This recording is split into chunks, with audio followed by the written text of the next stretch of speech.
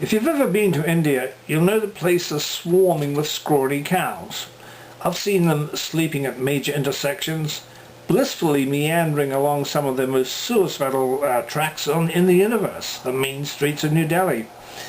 But despite popular opinion, Hindus don't worship these none too bright beasts, but they are deeply respected because they have so much to give and ask little in return.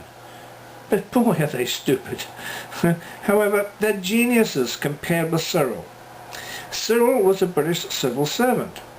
I could stop there and say that's the joke, but the story gets better or worse depending on your opinion. First, a bit of context. Today is the 60th anniversary of India's pressure-cooked independence from Britain in 1947.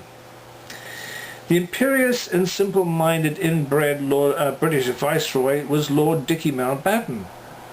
He first wanted a unified India, Hindus and Muslims together.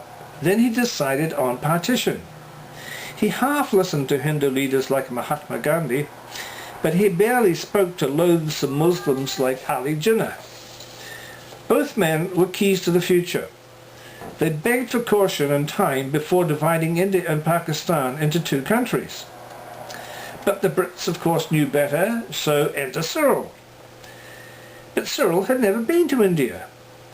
His brother had died there, but that's all Cyril knew about the vast continent. So to Mountbatten's addled mind, he was perfect. He was the man to draw the boundaries that would make up the two countries. Criminally, Radcliffe simply drew his absurd maps along what he thought were religious lines. He carved Muslim and Hindu villages in half, and cavalierly and ignorantly consigned them and the Sikhs to terrible deaths. When the genius had finished, he had not only one, but two Pakistans divided by 1,000 miles.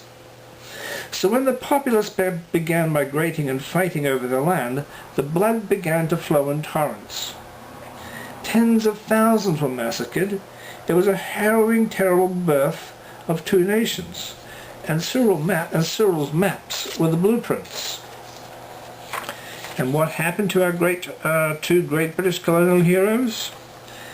Cyril Radcliffe was made a law lord and elevated to a viscount for his part in one of modern history's greatest disasters. And Dicky Mountbatten? Well, the IRA got him in 1979. India and Pakistan have fought 3 wars since partition. Both have the bomb. Terror is rife in Kashmir. And it's all thanks to a civil servant named Cyril.